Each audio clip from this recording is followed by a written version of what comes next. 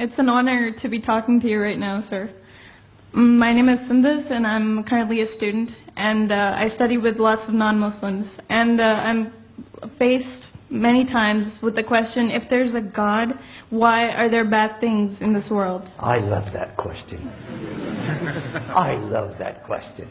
Do you know why I love that question? Because I used to have the same question. And anything and everything I looked at never answered that question until I came to Islam.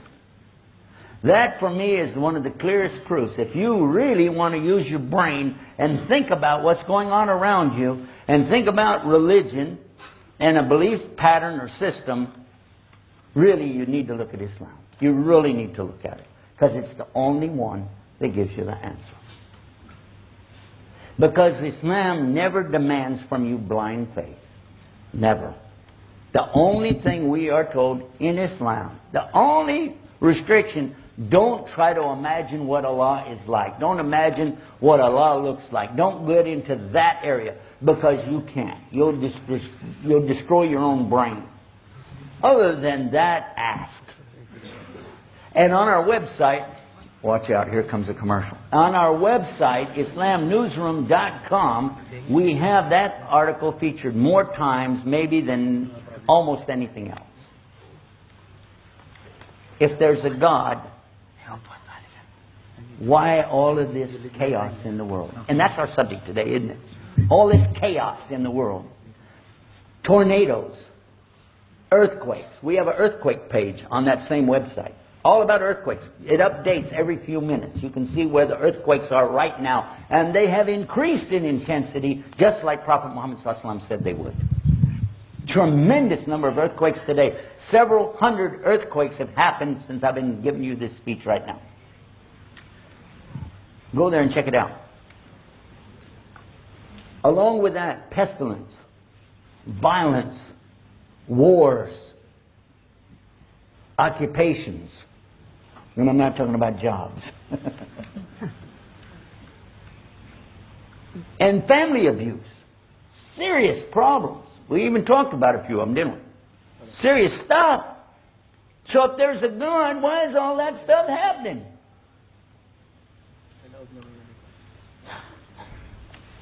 It means the person asking the question doesn't even have the basic understanding of what Islam taught.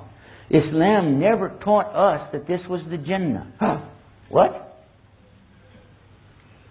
You thought you were in paradise? Is that what you thought? Look what Prophet Muhammad, peace be upon him, said. He summed it up with one of the simplest, most beautiful little teachings you could ever imagine. When it comes to why do bad things happen to good people, that's how I titled the lecture about this originally years ago. Prophet sallallahu alaihi wasallam, he said, "Ad-dunya sijnul mu'min wa jannatul kafir." This material existence that we're in, called Hayat Dunya, life of this world, is a prison to a true believer. But it's the only paradise to a disbeliever. He narrowed it down to two things: believers and disbelievers. We know as believers that this is the hardest thing we're going to go through. Because when this is over, that's it. It's done. It's done. You're not going to be put in any more tests. But you start seeing the results of the tests. You know how that goes. But for the disbeliever, this is their paradise.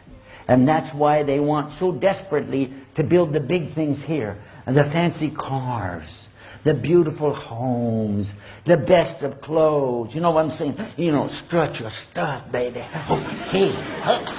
This is what they're looking for.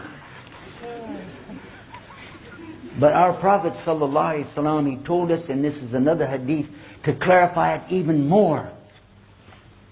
Because some of the companions were concerned about the same thing that you're concerned about with your question. He said two people will be brought on the Day of Judgment. One of them, he had everything he asked for in this life. Even to the extent when he was dying, he wanted a feast set before him, and he got it. The other person, he didn't get anything he asked for. Even to the extent when he was about to die, all he asked for was just a drink of water. And he didn't even get that.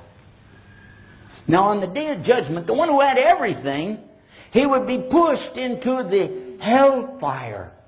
Like you put a needle in something and pull it out. Just in that instant. Whoop, whoop. And then, it's not in the hadith. That whoop, whoop is not there. Don't look for that. He would be asked, in your whole life, remember he had everything. In your whole life, did you ever see any good? He said, well, Lord, in my whole life, I never saw anything good. It wiped it all out. The other man that had nothing, suffered in this life, would be put into paradise. Like you put a pin in something and pull it out. And then he would be asked, in your whole life, did you ever see anything bad? He would say, well, why? In my whole life, I never saw anything bad. No hardships. So the companions, still not quite satisfied with that one. They said, yeah, but, okay, so why this guy who had everything has to go to hell, and why the other guy goes to paradise? Oh. And Prophet ﷺ made it real clear. Nobody's perfect. Well, yeah, duh. I'm one of those not perfect guys. He said that nobody is perfectly good, and nobody's perfectly bad.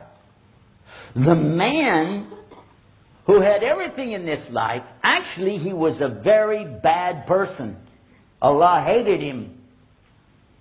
So we don't have that concept, by the way. God is love and He loves everything and everybody, no matter how bad they are. No, no, no, no. We know that God is the loving, al-wadud, and ready to love anything and everything that's good, but He's also capable of washadid al-iqab, dealing it out heavy duty, and you don't want to know about that. So this man who Allah hated, who had done so many monstrously bad things to people, yet he did some good deeds. So Allah paid him in this life for his good deeds. So he would not even smell the paradise. That he could be thrown directly right straight into hell. The other man, this gentleman, actually was very good. And Allah loved him. But he did some bad things. He made some mistakes. But because Allah doesn't want him to even smell the hellfire, not even for a nanosecond, so Allah let him have his punishment here in this dunya so that he could go straight into the paradise. Stop and think about it. Doesn't that make sense? Doesn't there really need to be a day of judgment? Because otherwise, how could any of us look at the things that are going on around us again and again and again and see how the tyrants and the aggressors and the oppressors throughout history again and again and again, not only do they win these battles and wars, but they go away with all the spoils of wars. Well, the really good people, the honest, kind, giving, generous, charity-giving people are suffering. Literally starving to death. But that's because this is a dunya. How many of you know what the word dunya really means? Raise your hand. You really know where it comes from? What's the source? Something really low. Really low in a base. Something so disgusting, right? Somebody'd go, oh man, got dunya on my shoe. Low. And that's what this universe is to Allah. How low? And again, we don't say, for Allah so loved the world. We don't have that. That's not our concept. Why did these people get these big this and big that? And you see people of the West doing so and so and so. Muslims out here just, for food, trying their best, right? But look at this. Prophet ﷺ said it to his companions so they'd understand.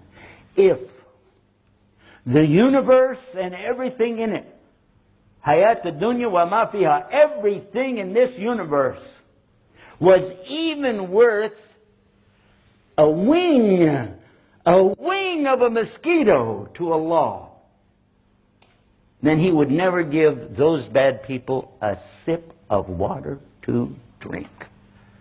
Alhamdulillah Rabbil Alameen. Now we understand this is not our paradise. This is our chance to earn paradise, work for paradise, and get the mercy of Allah so we can go to paradise. Well, this is not our paradise. So when you see the bad things happening to the people here, just remember, the ones who are suffering the most here have the best chance to go to paradise. And those who have everything here, they have the least chance. I don't want to say it's impossible, but it sure ruins your opportunities. So this is why Muslims are constantly encouraging each other to, whatever you do, do it with a good intention for the sake of others. Now, some people will say, oh, wow, look the way they spent their money. Last night we were down in Abu Dhabi. Have you seen the big masjid down there? That's an amazing place. And people could say, oh, wow, look, they wasted their money. How do you say that? Why would you say that?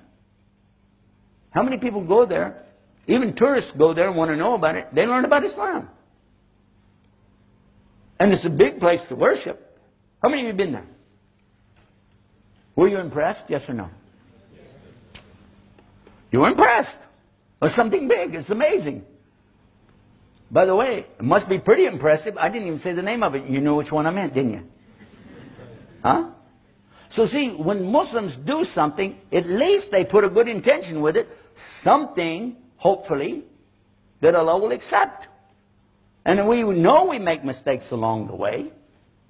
But at least, inshallah, God can forgive us. Because we never made partners with Him in our worship. And what did Allah say about that? You didn't ask this question, but I'd like to throw it out there. What did Allah say about this in the Quran? Chapter 4, verse 48. This chapter called Women, An-Nisa. Here's what Allah said. He doesn't forgive people setting up partners with Him in worship, but anything else, He can forgive it. So the idea of making partners with Allah in worship, this is the worst thing in this test that we're in. Have you said, well, this is a good person. He's good to you. He's a nice guy. Nice to you. But he's not being very nice to Allah. He's not being good to Allah if he made partners with Him in worship or denied Allah's ayahs, His proofs. So that's the way I would answer that question. I think if there was any good in that, it was from Allah. Any mistakes, of course, are from myself. Thank you very much for that.